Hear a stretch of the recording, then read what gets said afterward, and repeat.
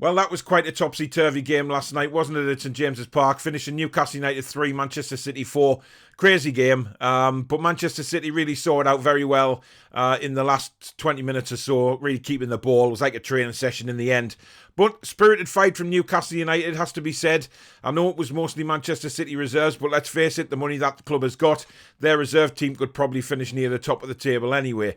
But let's have a look at the player ratings, who did well, who didn't, and what we do going forward. This is the Toon Review.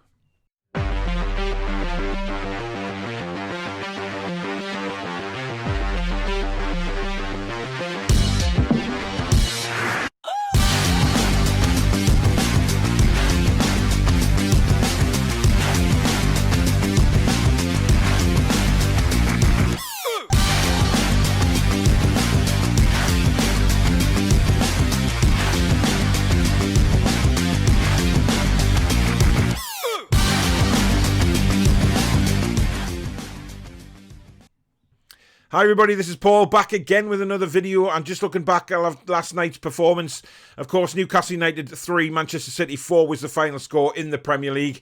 I thought it was a great game. I thought it was, end-to-end stuff most of the time. But the last 20 minutes was really all Manchester City. Newcastle didn't have hardly any possession towards the end of the game. We were out of gas. And a lot of people, again, questioning Steve Bruce's substitutions, which I found absolutely bizarre, I have to say.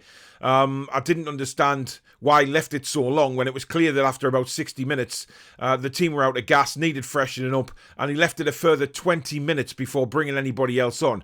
Now, I know the subs were ready in the 74th minute, and Man City just were passing it about for 6 or 7 minutes before we actually got the chance to make a sub, but it should have been near the hour mark for me.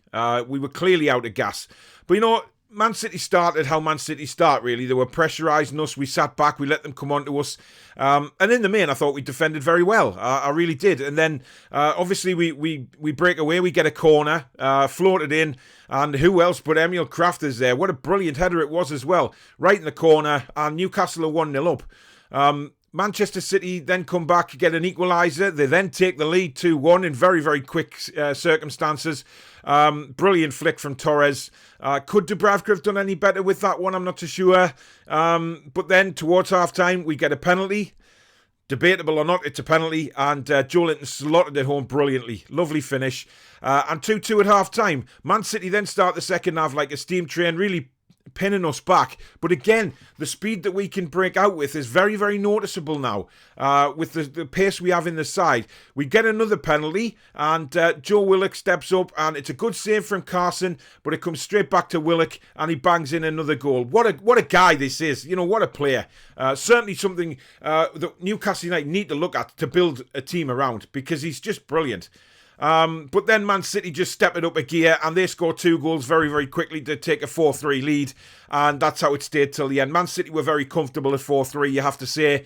No real threats from Newcastle after that, because we were dead. We were out on our feet, and, you know, a lot of teams are out on the feet against Manchester City when they pass the ball around you as well as they can. And like I said, I know it was their reserve C team, but come on. You know, they were excellent. And, Newcastle United found it very difficult, which is why I question Steve Bruce making substitutions so late. Even if they were ready in the 74th minute, they should have been on the pitch a long time before that. And I certainly think that a couple of other players should have had a run out instead of who he brought on, but we'll come on to that. So if we look at the player ratings from yesterday, Martin Dubravka, steady away. His distribution for me still needs looking at. It's just... there's something missing from his distribution, and he needs to work on that, and needs to work on that quite quickly, in my opinion. So I'm going to go with a 6 for Martin Dubravka. If we look at the right wing back, it was Jacob Murphy, and I thought he was superb last night. I thought he kept Sterling in his back pocket all game. Sterling really wasn't a threat, and not the threat I think Raheem Sterling wanted to be, given that, you know, he wanted to prove something to Guardiola to get his place back in the main team. So I thought Jacob Murphy was excellent, so he's getting an 8 from me. Moving on to the left wing back position, which of course was Matt Ritchie, and I thought he performed very well as well. And there's been loads of reports this morning about Matt Ritchie and how vocal he was with the players last night. For me, as everybody knows, he's my captain. He should be captain. He's more motivational than John Joe Shelvey, and he shows more determination than John Joe Shelvey, and how to lead. And that's the man we need as a captain. So Matt Ritchie, he gets a 7. And if we move to the three centre-backs, we'll start with Emil Krafth. I thought he was okay. I don't think there was any real times when I looked at it and thought, wow, Emil Krafth's getting beaten too easy there or something like that. I thought he did okay. And of course, he scored the goal, which was a brilliant bullet header from the corner. So I'm giving Krafth a 7. Into the middle of the centre-backs was Fernandez. And again, this guy just seems very solid. But you know what it is? We keep switching off at the back and letting silly goals in. And I think that was our problem last night as well. We were ball watching again and we don't pick the players up where we need to. And, Torres, he was just hanging around in those positions last night where he knew that there was no defenders looking at him. He was sneaking into positions and we keep ball watching. And that is what is letting us down all the time. We ball watch too much and we concede silly goals. And there was one in the second half Torres scored that maybe I thought Fernandez, had he not been ball watching, could have got to. So Fernandez is a 6 for me. And Paul Dummett, again, didn't do anything really wrong. But again, the whole defensive line switched off really when it came to the goals that Manchester City scored. So I'm giving Dummett a 6 as well. So if we move into the midfield, we'll start with John Joe Shelvey. And I don't think John Joe was as bad as he has been in previous games. I think he worked a bit harder last night. Was very unlucky with a free kick. Beautiful free kick that came back off the crossbar. And I did see a bit more from Shelvey. A bit better passing. A bit more determination. So I'm actually giving John Joe a 6 for yesterday. We move on to Joe Willock. Now, this man, like I said, he just needs a team building around him. We have to do everything we possibly can to get Joe Willock to sign permanently with this club. Whatever it takes, however much it is, just pay the goddamn transfer fee. No stupid haggling. Let's just get this man into the club permanently. Because he is someone who's got a big, big future and we can build a very, very good team around if we really tried. Willock is just everywhere. He's forward, he's back, but every time Newcastle break forward, Joe Willock is always in that box to try and receive the ball. And he was just fantastic yesterday. So Willock gets a 9. If we move on to Miggy Almiron, again, I don't know what's going on with the kid. He seems to put his head down and run with the ball, but he just goes nowhere. He ends up going nowhere. He loses the ball. His final ball is disastrous at the minute. Now, people can come on to me and say, well, hang on a minute, he's playing out of position. It's not his formation. Fine. It's not Willock's formation either, but yet Joe Willock gets into fantastic positions constantly. So why can't Miggy do that?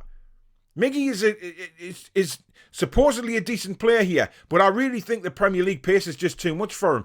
And, he's been at this club long enough now to establish himself, and I just don't think he has. And I worry that Miggy maybe is better suited to another league and not the Premier League. I think he's been very, very disappointing of late. And, when he has had the ball, he's lost it. There was a chance in the second half to play ASM in yesterday, and he decided to try and put it the other way to Joelinton, which the pass was never on. So for me, Miggy is very, very disappointing. He gets a 4. Up front, ASM, again, with him, there's nice little flicks and things like that, but we haven't seen a final product for a few games now from ASM, and his passing seems a bit wayward. When it comes to the final ball, I'm not saying that he's not putting the effort in, because he clearly is. He loves Newcastle United, and that's clear by, the stuff he puts on social media. But I think he's one of these players that needs the fans in the ground, just to give him that spark again, and for his adoring fans, just to give him all the boost that he needs, you know what I mean? So, not really good enough again from St. Maximin, but he'll get a 5. And Joelinton, again, in and out of the game. I thought he took his penalty very well. He forced a corner for the opening goal, obviously, with the left foot shot that was deflected wide. He was there or thereabouts, and I think confidence is slowly growing with Joelinton, but I still don't think he's good enough, and he's certainly not good enough for the Premier League. But, you have to give the lad credit. There was a lot of pressure on him yesterday taking that penalty, because a lot of people have been very, very critical of him, including me. So there was a massive responsibility on his shoulders, but he took that penalty so confidently. And that's what I want to see from Joelinton. When he gets in the box, hit the ball like that, instead of these powder puff shots that he's been having. I can't really rate the substitutes because they came on with not enough time left in the game to do anything. Sean Longstaff came on. I thought he might have brought Matty on, to be fair. I didn't quite understand why he doesn't. We know what Sean can do. Let Matty have 10 minutes. He should have had longer, but hey-ho, it wasn't to be. Jamal Lewis didn't really get into the game at all. And, of course, Dwight Gale came on and I don't think he touched the ball. So Steve Bruce, well, you know, our great manager of the month, what can I say about Steve Bruce? I mean, you know, I just think if he let the shackles off the team a bit more, we could have had a chance to win last night, because Man City's defence was certainly not the strongest. Ake was all over the place. Literally all over the place from the very start. And I thought we could really get at him. Scott Carson playing in goal, you know, he's older than Dracula, for God's sake. You know, pepper him with shots, certainly, you know, in the top corners and things like that. But we didn't do that. And I thought Steve Bruce should have probably targeted those areas. But he didn't. The substitutions were mad. I mean, at one stage we had Willock up front, Shelvey as a central defender, no proper striker on the pitch when we're losing by a goal. I mean, is that cowardly from Bruce? I think it is. But we know what he's like in these games. I thought Andy Carroll should have maybe come on for 20 minutes or so and, you know, get some crosses into the box and make it very difficult for Ake to do anything against him. But, you know, it was what it was. And I'll give Steve Bruce straight down the middle 5. So that's it, really. That's my player ratings and quick match review. You know, we move forward now on to Sheffield United on Wednesday when there'll be some fans in the ground. I'm very interested to see what the chance will be from the crowd, as well as seeing if the TV company managed to sort of tone it out, so that they can turn around and say, well, there wasn't any singing against Steve Bruce, when really there was. They've done it before, so I'm perfectly satisfied that they'll do it again. But we'll have to wait and see. We'll wait and see. Anyway, let me know in the comments below about who you rated yesterday and who you didn't. What's your views on Miggy and ASM? You know, there's interest from possibly Roma for ASM now on a £40 million deal to go and play for Jose Mourinho. Would you take that £40 million for him? Because I think if the way he's playing at the minute, I probably would, if I'm honest. You know, who would you bring in the summer? What's your thoughts on the takeover? Is it going to happen? There's loads going on. There's loads coming up on the channel as well. Brilliant quizzes coming in the summer as well, so keep your eye open for that. I'll be back on Monday night with, of course, the 4 Horsemen of the Tune at 8 o'clock. Barry's got something special lined up for the very start of that show, so make sure you're tuning in early. But God knows what that's going to turn into. Tuesday night we'll be back again. It'll be probably a press conference reaction and match review, preview, because obviously we take on Sheffield United on Wednesday night. We may do the fan forum either Thursday or Friday next week, but keep your eye open for that and I'll let you know the times. But in the meantime, guys, make sure you hit that like button. If you're new to the channel and you haven't already subscribed, have a look at the other programs that we do on here, and if you are interested, then please do consider subscribing, and thank you very much for that in advance. But in the meantime, guys, enjoy the rest of your weekend, and we'll see you on Monday night. Take care. Be strong.